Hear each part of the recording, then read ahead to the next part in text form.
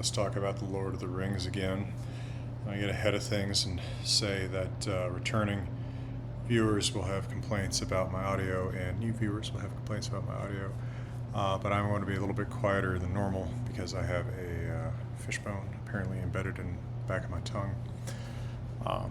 Attempts to remove it have hurt my mouth more, so it sort of just hurts to talk. But I'll try to get over that. There's a fair amount to say about the next few chapters, which are the first three in part 2, book 2 of Lord of the Rings, i.e. the second half of the Fellowship of the Ring. So our next preview image maybe somewhere in there.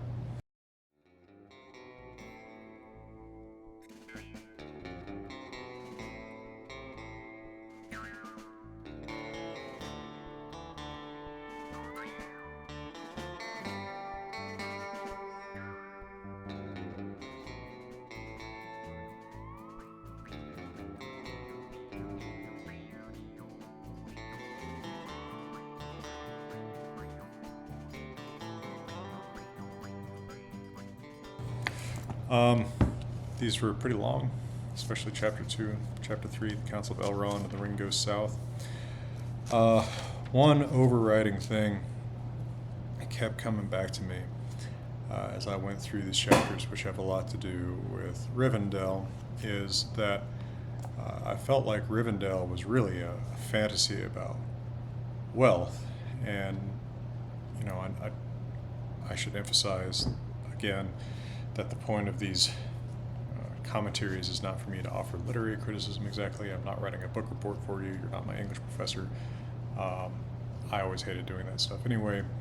It's rather just to sort of share my thoughts as I go through, especially where they relate to something that I notice as a serious student of Old Norse that Tolkien might have inserted as another serious student of Old Norse. But also just in case there's something that I might note that, you know, perhaps get somebody who's fairly serious about Tolkien interested. You know, I am not a fan, which is not to say that I dislike this book. It's fine, but I'm not someone who's in the fandom, and I'm not going to be after this. I think it's reasonable to anticipate the time in my life when I'll get absorbed by a fantasy is probably pretty past. But I think in not having that fandom, that investment in Tolkieniania per se, perhaps there's something in what I'll see here that's half interesting to someone. And anyway, I thought that Rivendell really did strike me as a fantasy about wealth, right? About not having to worry about the bills, right? Nobody in Rivendell seems to have to do anything to eat, right? They seem to all have these parties and conclaves, and everybody's making art, writing books, composing poems if you're Bilbo, also writing books if you're Bilbo, playing musical instruments. Everyone just seems to be sort of maximally self-actualized without getting notices from insurance companies or so-called insurance companies and stuff like that. But it's also a very responsible fantasy about wealth, right? It's not just self-indulgence. There's also a sense in which Elrond uses his great wealth to benefit others. So I thought, I think this is a good reflection on Tolkien's character, that he thinks, what would the maximally free, maximally wealthy do? And even though I don't necessarily have a great idea of what a elf's 9-to-5 schedule looks like, they are creating, they are benevolent, and it seems like that's a lot of the good of Rivendell, is just to be exposed to that kind of creative and benevolent atmosphere for people like the hobbits. So they call it the last homely house, Rivendell. I noticed that already in Chapter 1 of Book 2, Mini Meetings. And I wondered what exactly the homely there means. I don't think that it can mean the typical sense in which you hear homely in 20th or 21st century English being sort of ugly or at best plain. I suspect that it must be the meaning closer to the root is home-like, last home-like house east of the sea. I don't know what exactly the home is that's supposed to be referred to. Perhaps it's like the homes of the elves west of the sea. But, Last Homely House strikes me as something that, if you're only familiar with reading much more modern English language literature from the 20th or 21st century, you might not really know what that means. Why is it the last plain or even ugly house? As Frodo wakes up, Sam still talks to him so servilely.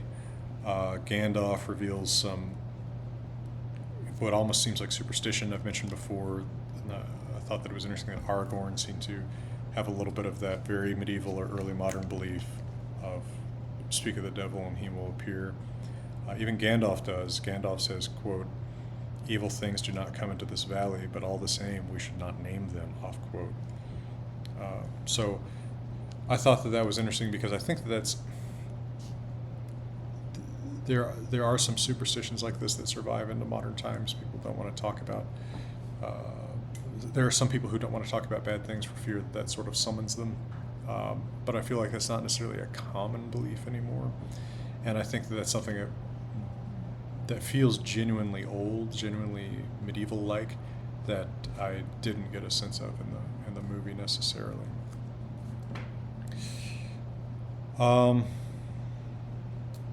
I thought that the description of Gandalf, we get a physical description of him in the Many Meanings chapter, was a little bit different from the movie.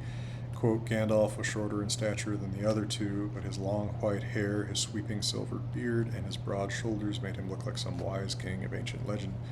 In his aged face, under great snowy brows, his dark eyes were set like coals that could leap suddenly into fire," off quote. I don't know if that sounds a lot like the actor in the movie, I always want to say Ian McCallum from Forgotten Weapons, and then I always want to say Ian McShane from Deadwood. Ian,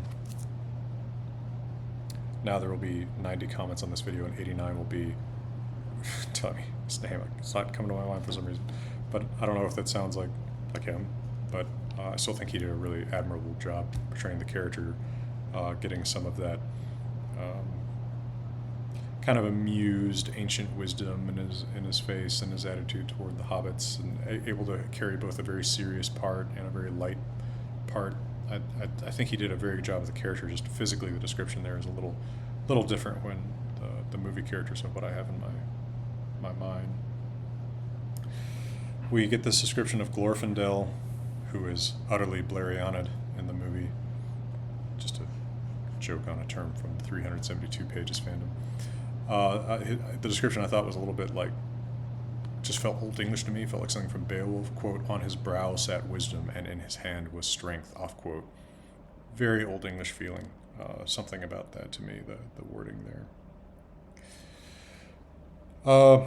We hear that Arwen is one, quote, "in whom it was said that the likeness of Luthien had come on earth again," off quote. All right, now perhaps I understand why Aragorn is in love with her, and yet called Luthien the most beautiful woman of all time, because apparently Arwen looks like her anyway, so alright, fair enough, I guess. But one of the things that really, really struck me again and again and again, starting with The Last Homely House, but continuing so much through these chapters, is how archaic the language becomes at times. We hear about errantry, a word that I would bet money no one born in William Morris's time or since has ever naturally said. It's just one of those words that I feel like just about anyone has to look up in a dictionary, and it only goes, it only gets more archaic in vocabulary from there, especially in the Council of Elrond part. I remember when I was, I think, a much more pedantic person in grad school, when I would tell someone, that I studied Old English or something like that, I can actually remember someone even saying to me, "Oh, I like The Lord of the Rings," and I said, "Oh, that's not Old English." But of course, to your typical speaker of 20th or 21st century English, this is Old English, right? It reads old-fashioned. Sometimes, at moments, I feel like I'm in the 1600s reading this book now. I had forgotten if I had ever noticed that the language is often pretty old. I thought that it was interesting to see the long marks, the acute accents on some of the dwarves' names. I didn't realize he had spelled them that way. Glowin, Doin, Owen, etc. Of course, that reflects the fact that he's borrowing these names from Old Norse, from the poem Völuspá, or rather the poem Völuspá is quoted in Snorri Sturluson's Prose Edda. But you don't see very many accent marks even on the names that he makes up for Elvish. I mean, I guess it's in Dunedain and a few other things, but it stands out to me for that reason. And I thought it was interesting that he was trying to preserve that Old Norse style, even though the dwarves clearly actually speak a different language than Old Norse. Their names are Old Norse, but when we see dwarvish names of places quoted, I think Khazad-dûm was one. It doesn't look like Old Norse. So I'm not exactly sure what he's doing by hewing so close to the Old Norse names. Although it's been pointed out to me on Patreon and elsewhere that Tolkien is writing this with some kind of a translation convention. English represents the common tongue, but isn't the common tongue. The language of Rohan is supposed to be in a relation to the common tongue, like Old English is to English, which is represented by it being represented by Old English. I think that that's elaborate, a lot. I don't know when he came up with that explanation for what he was doing. I suspect that he was more or less having fun and then decided that was the explanation for it. I also, of course, think it's interesting that the romance between Aragorn and Arwen really is not part of the main narrative here. I understand that it's in an appendix, but that's so played up in the movie, and of course that appeals to 21st century sensibilities. We like a love story to be a little bit more centrally woven into the tale, but it's just very notable and to me feels kind of medieval. There are hints at the relationship between Aragorn and Arwen. Bilbo says to Aragorn when Aragorn's been absent for something, quote, "Why weren't you at the feast? The Lady Arwen was there." So it's just suggested, and I suppose you'd have to read this twice if you hadn't seen the movies to recognize that Bilbo is hinting at the strong relationship between them. Lots of songs. Notice another mention of Emerald, so Team Emerald again, that's cool. Bilbo says actually that the song, which he narrates at length, it was Aragorn who insisted on putting in a green stone, so I'm interested to see what Aragorn's relationship with emeralds and green stones is. Maybe I have unwittingly made some kind of Aragorn-Arwen parallel in my own engagement ring that I presented to my fiance with emerald. She's been an Arwen-like figure in my life, so we really do get into it with Chapter 2, the Council of Elrond. Boy, this chapter is long. It has some great moments, some great quotes. I think that it's a little bit funny that Frodo is invited to the council, but not Sam. Sam is, quote, uninvited and for the moment forgotten, off quote. Why do the immortal elves care about our mortal class distinctions? Can't they, in their immortal wisdom, foresee that Sam is as faithful as he is and that he'll accompany Frodo and that he should maybe know as much as he can possibly absorb from the meeting, just like Frodo? I don't know. It's sort of funny to me because it seems like a conceit that's somewhat common to medieval literature and even some modern literature and media that, completely alien beings to us, whether they be alien because they're supernatural or from another planet or something like that, just recognize and accept as givens all of these cultural constructs of ours, like these class distinctions or, who is the leader in some arbitrary way. I just don't see a reason why the elves should do that, but perhaps that's part of Tolkien actually embodying a sort of medieval attitude here.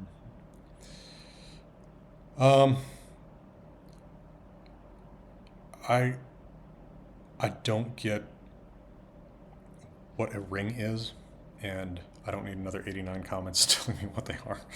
But why is it a ring? Why is the ring so, I don't know, it could be a sword or something like that. It couldn't be a fire. Why is a ring the significant thing? To me, that's I actually think that the ability to pose the question to the text is a strength of Tolkien's, because he leaves things unexplained that way. He makes things unobvious that way. He makes them illogical that way. And that actually really does read like myth, right?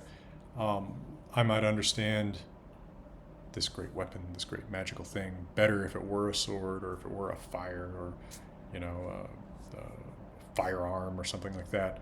But the fact that it is such an unobvious thing as a ring strikes me as very much like the logic of dreams, the logic of myth. It's one of the great strengths of Tolkien in embedding this in our minds, because there are so many unexpected things. It also reminds me a little bit that in Skald Skaparmol, in the Prose Edda, when Snorri relates the story of how Mjolnir was made, the hammer, there is, not to draw too much length on this story, but there is a contest between two groups of dwarves about making who can make 3 greater treasures for the gods. And there's one group of dwarves, the sons of Ivaldi, who make the golden hair for Siv, Thor's wife. They make the ship Skithbladnir, which can be folded up into your pocket, and you can unfold it and turn it into a whole ship and always sail with a fair breeze. And then they make Gungnir, Odin's spear.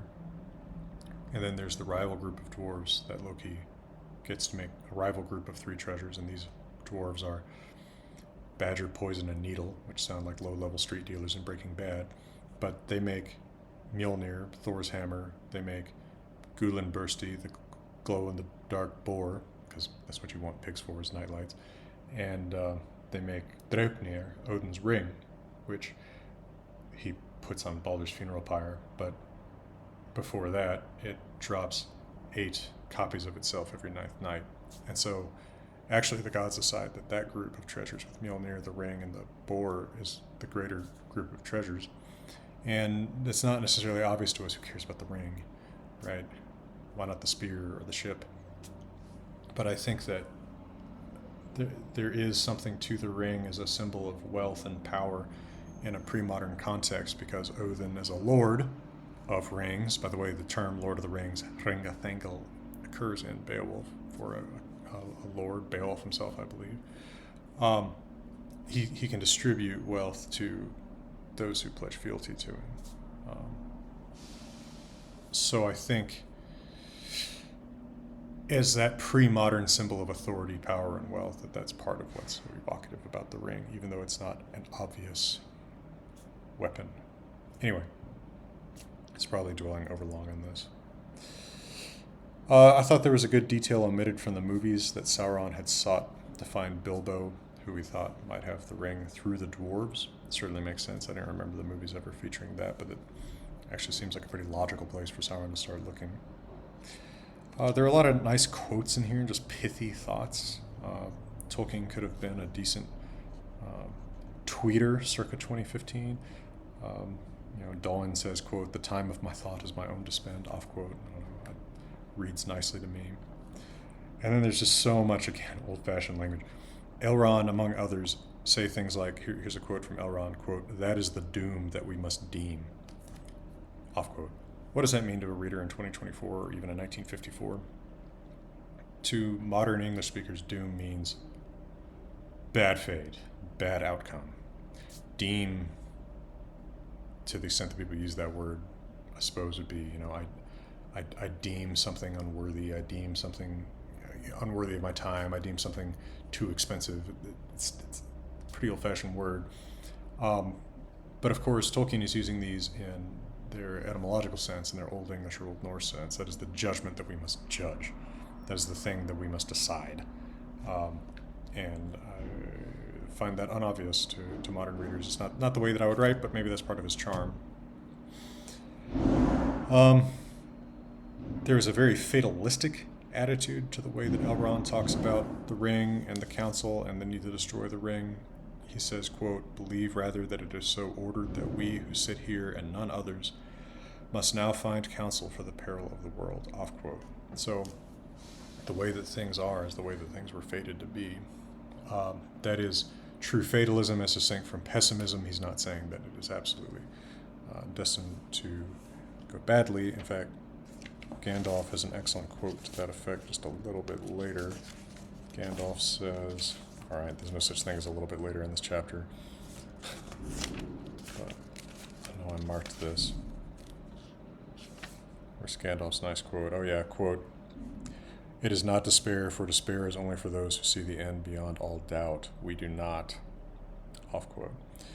So he's not despairing, but he does see the course of things as fated, and that reads to me as very like the attitude toward the inevitable that you find in Old Norse literature and Old English literature such as Beowulf. I thought that the original ring bearers who we hear tell, quote, "their eagerness for knowledge by which Sauron ensnared them," off quote. I feel like that eagerness for knowledge by which they are ensnared makes them a little bit Odinic, a little bit like the character of Odin, who of course harms himself in this quest for knowledge, not necessarily fruitfully. He sacrifices an eye in the well of Mimir in order to drink from it and gain wisdom. He sacrifices himself to himself by hanging from a tree and being pierced by a spear. He tells us in Hávamál, stanzas 138 to 139. None of this apparently forestalls or prevents his doom, the modern English sense of doom. But I thought that made them seem a little bit like Odin. It was certainly the eagerness for knowledge by which one is ensnared. I couldn't help but think of that god.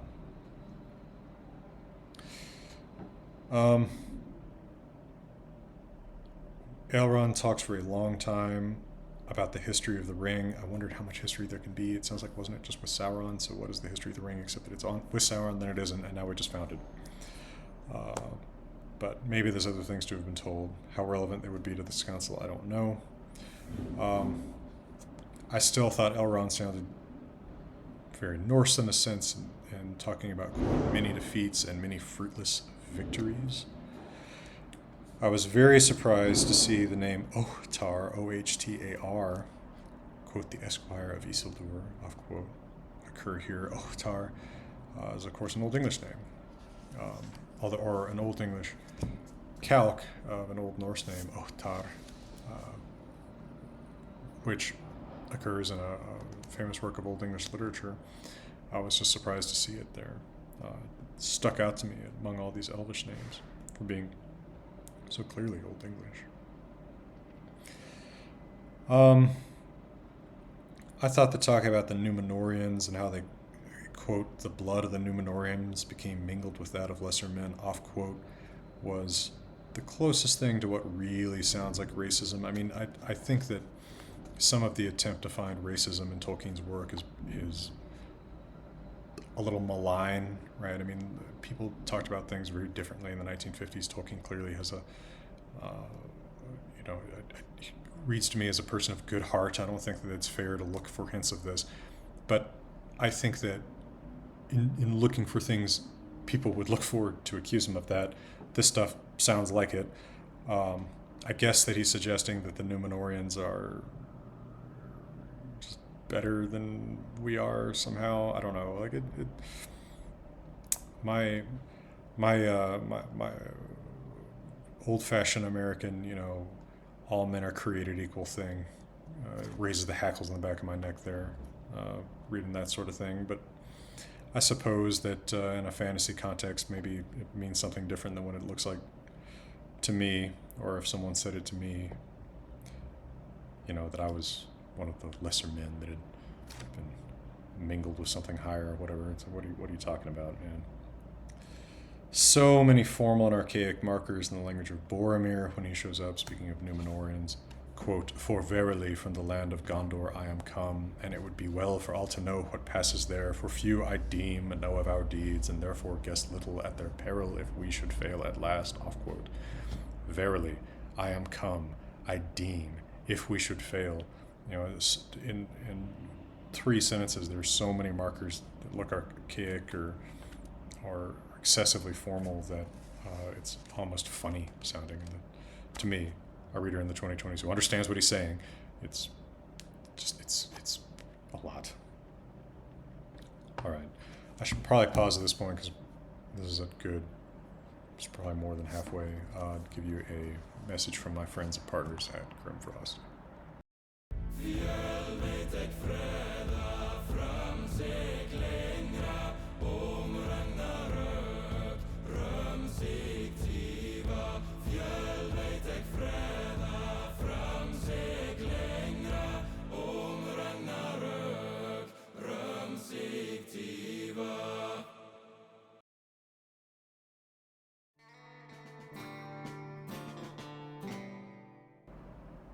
Alright, so we have Boromir's whole account, which includes what sounds like a heavy metal album cover quote. Some said that it could be seen like a great black horseman, a dark shadow under the moon.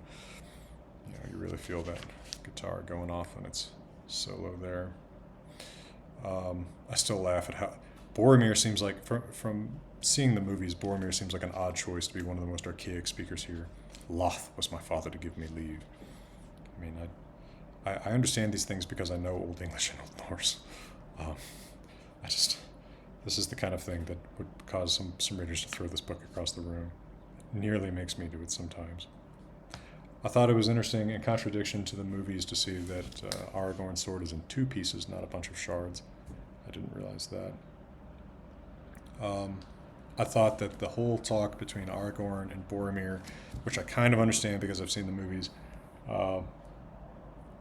I wondered how much anyone reading this book for the first time without any frame of reference would understand what on earth Aragorn is talking about when he asks Boromir, quote, "Do you wish for the house of Elendil to return to the land of Gondor?" Off quote. I don't think anyone reading this first time would understand it.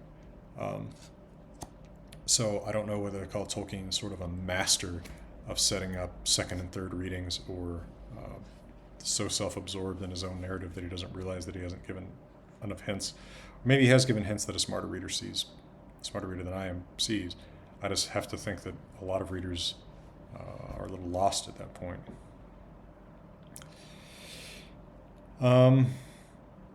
I do note Aragorn saying, quote, "I have had a hard life and a long," off quote.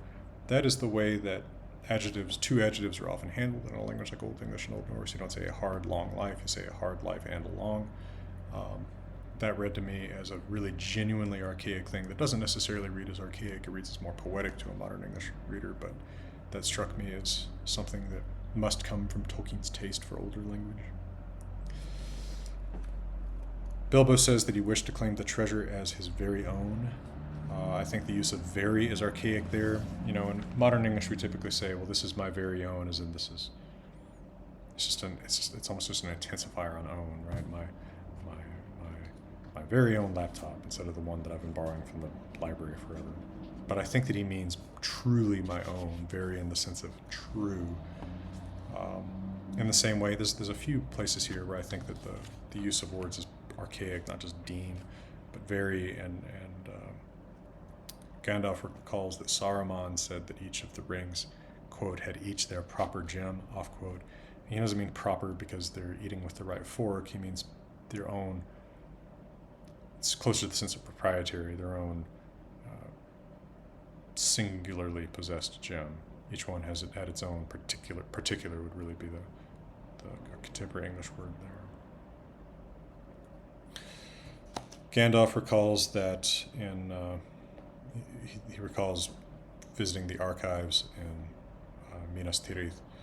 He says, quote, "And yet there lie in his hoards many records that few, even of the lower masters, now can read, for their scripts and tongues have become dark to later men," off quote. So we have, again, the linguist fantasy that somehow it will be useful that I know these old languages and scripts.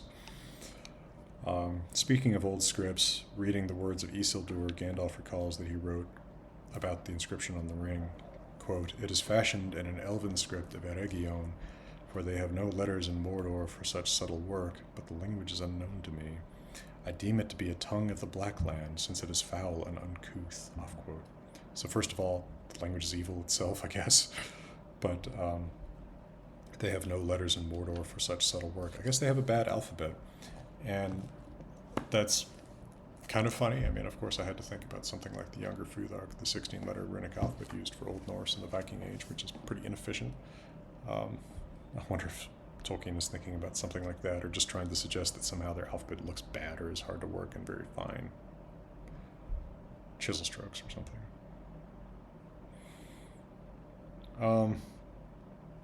I find the entire power of the ring very dream logic, very myth logic. Again, I dwelled on that 100 years ago when I started this video.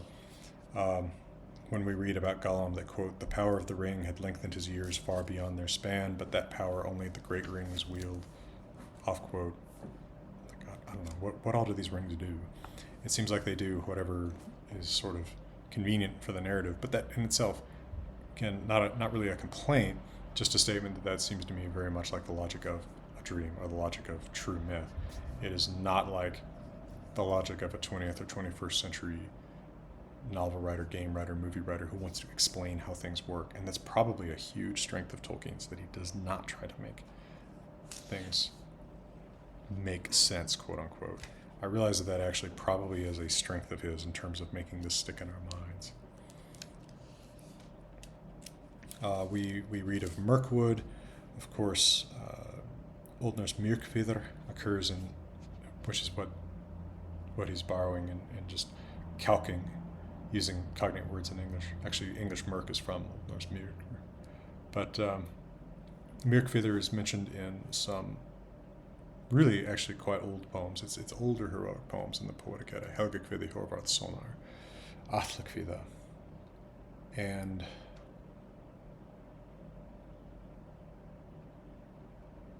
I feel that there's another in there. Hlothkvidr, of course, the Battle of Goss and Huns, which is in the Saga of Hervor and Haedrek, which is potentially the most archaic Eddic poem in Old Norse, potentially composed originally in the 800s.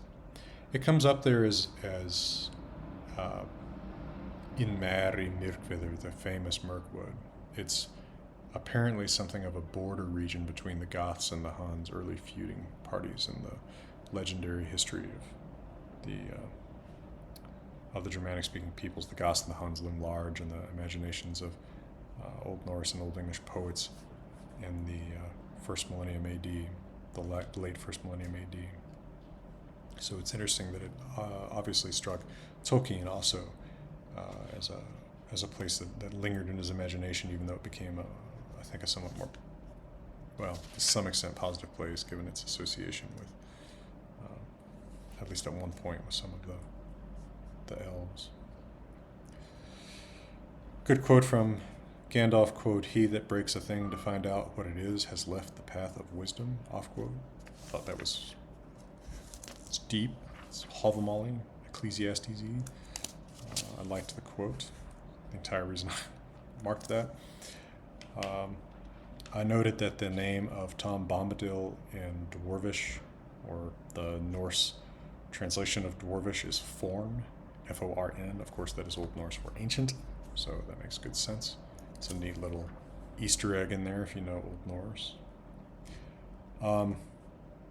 Okay, again, more ring stuff. There's so much discussion of the rings in this chapter naturally, but I don't understand exactly the relation of the elves' 3 rings to the 1 ring. But so here's 2 quotes that to me are a little bit difficult to reconcile, both from Elrond, and both almost on the same page, 268 and 269 of this edition. Quote, the 3 were not made by Sauron, nor did he ever touch them, off quote. Okay, that's one.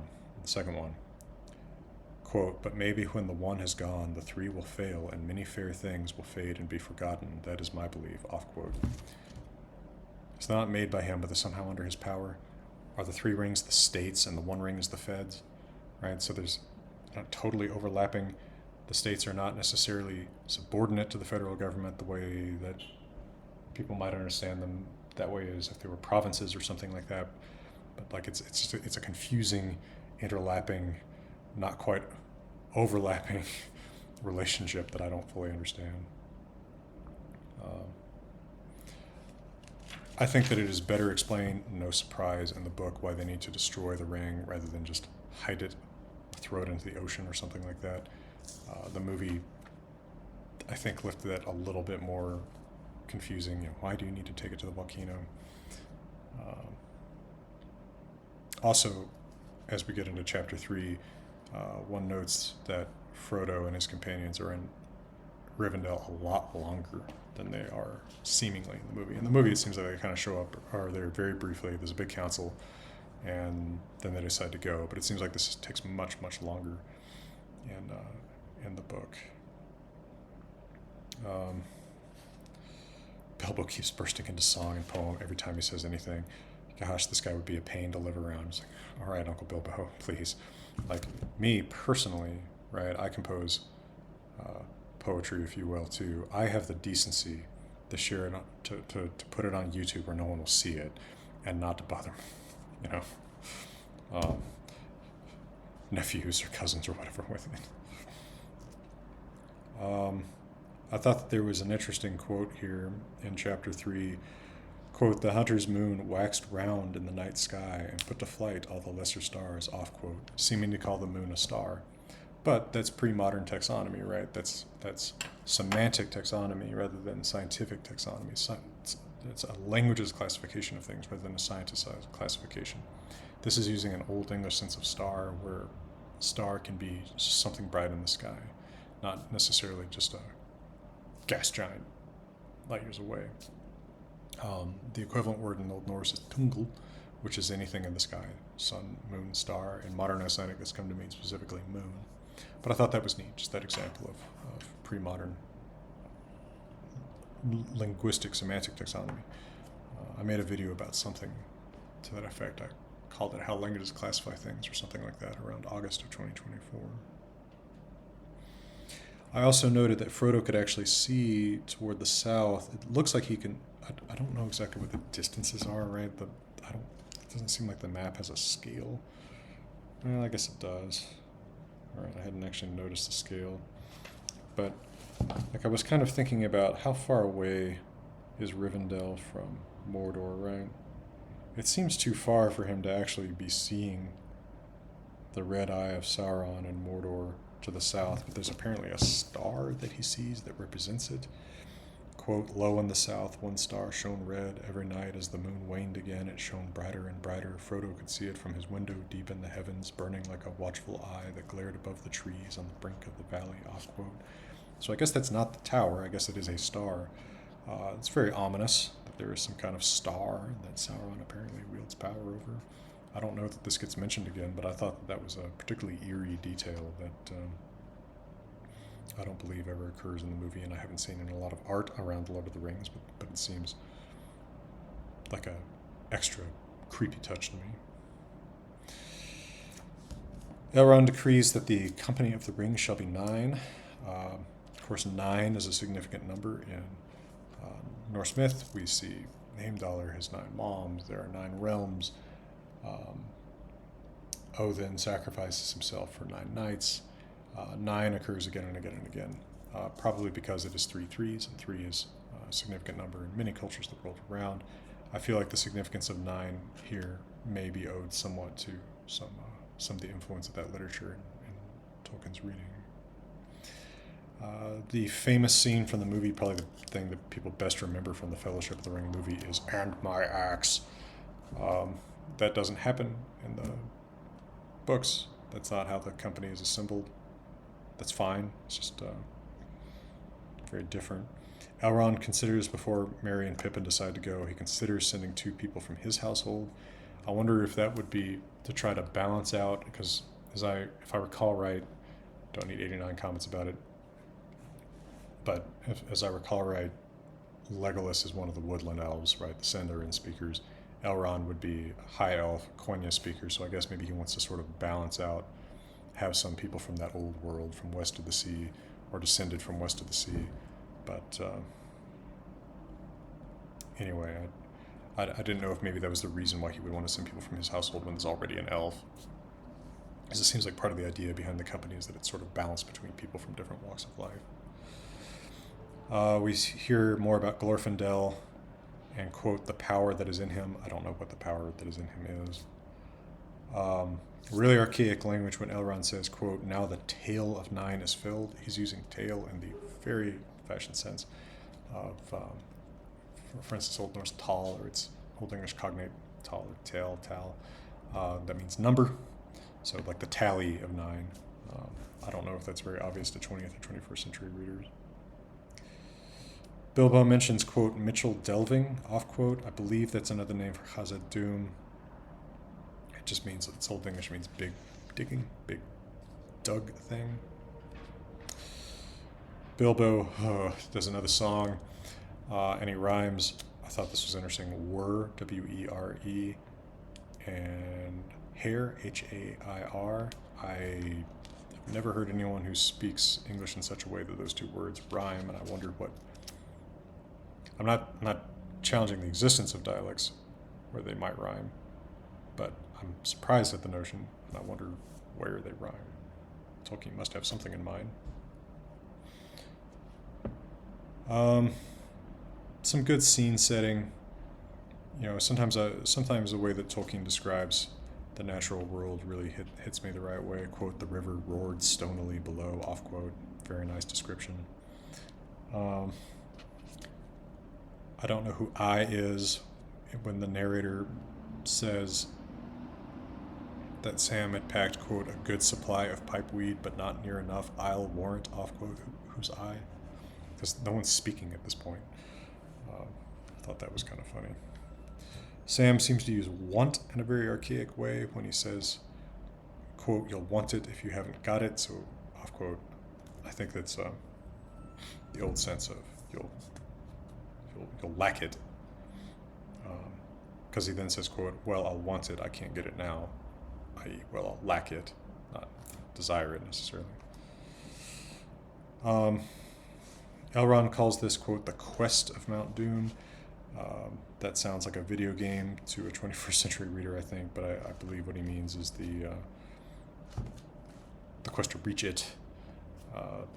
It's just not a way we'd use quest casually in modern English, but of course there's not much that Elrond says is very casual sounding.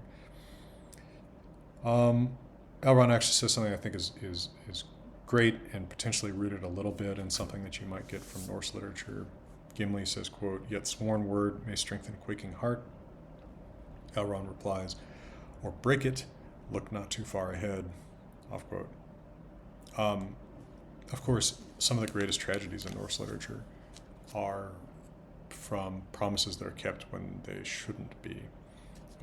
Or, well, you might say that they should be just because they're promises, but still keeping a promise causes someone pain, right? A lot of the central tragedy of the Volsung story is the promises that cause people pain. Brynhildr swears that she'll marry the man who knows no fear.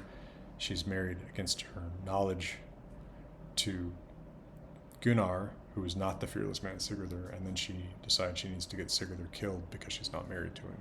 She's been forced into breaking her oath. So that reads to me as something that's a little bit informed by the tragedies of Norse literature. Also potentially by tragedies in one's personal life.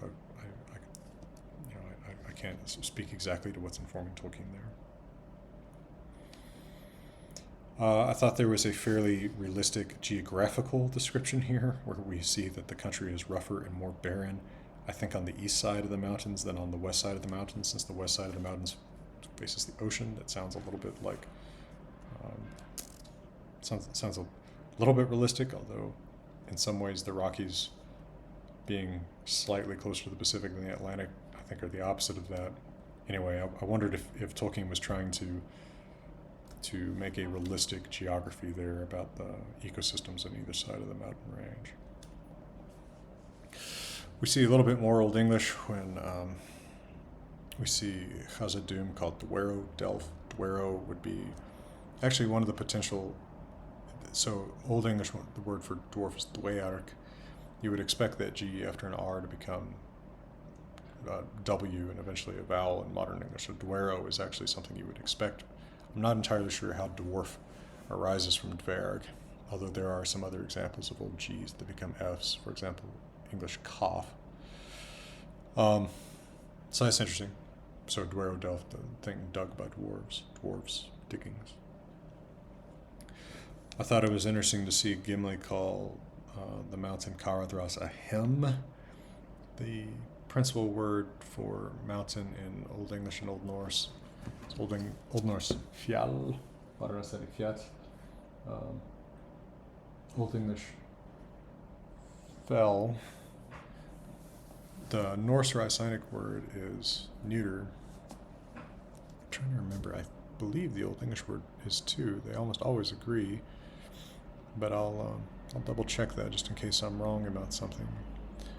So I don't think that him calling a mountain um,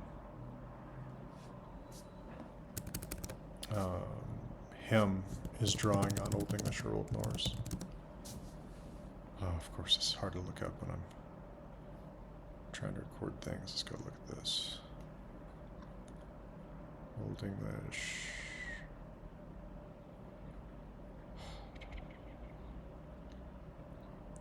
Huh.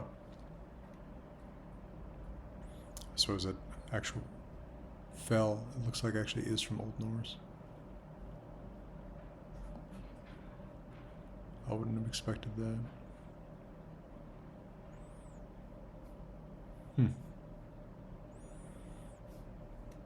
Well, at any rate, it wouldn't be from Old Norse. I guess it could be the Berg word. But, what gender is that? I would have thought that was feminine.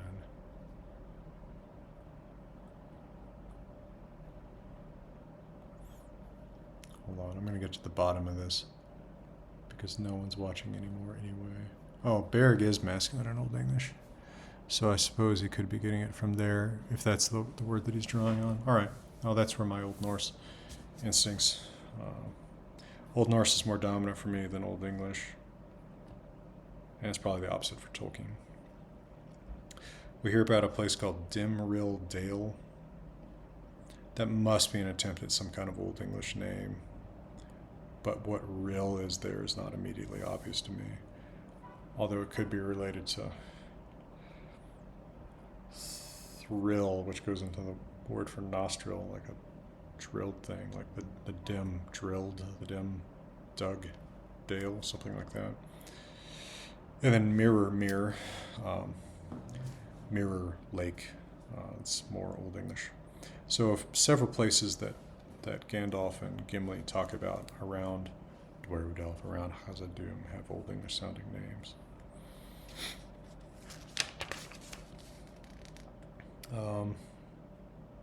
More good description of scene, quote, Sam could hear his own joints creaking if he stirred. Off quote, I mean, I've heard it be that silent in the woods and it is eerie. More archaic language when Aragorn says, quote, who knows which side now the marshals of the horse lords serve, off quote. Of course, marshal, essentially something like horse servant. That mar is related to English mare. The shawl is related to, for example, Old Norse skulker, servant. So the marshal is originally your horse attendant. Comes later to be a title of nobility, but of course you would expect something like that to rise as a title of nobility among a Germanic-speaking equestrian group like the Rohirrim. More realistic description that I like, just reminds me of things I've seen or experienced. Quote: "There they stood, stooping in a circle around the little dancing and blowing flames. A red light was on their tired and anxious faces." It just strikes me as. Oh no, I was marking something a little bit earlier there. Quote: "The wood burned merrily, and though all round it the snow hissed, and pools of slush crept under their feet, they warmed their hands gladly at the blaze." Off quote. Making a fire when there's a lot of snow around, of course, snow starts to melt, and you get all the slush around you. It's just it's a detail that comes from someone who's been there, and it's neat to see. In general, I thought that the whole description of the scene on Caradhras was a little bit wintrier all around. It really felt situated in the winter season in a way that the movie scene didn't. Damn it. It's this door alarm. Well, that's enough for these 3 chapters. I hope those still following along are getting something from it. I released these episodes also as YouTube's podcast. Luke Gordon and I call episodes that we release as podcasts because we just talk for a long time, Tooling Circus. So you can find a playlist called Tooling Circus, which is episodes you can play as podcasts inside YouTube. Audio only. I don't know how to make a podcast otherwise. It's too technically complicated for me. YouTube is at least fairly simple to upload videos. Yeah, my voice is probably weaker than usual. I'm sure no one who would really complain about that is still hanging around at this point. But I'm going to rest it now. All right. Appreciate you folks from beautiful Colorado. I'm wishing you all the best.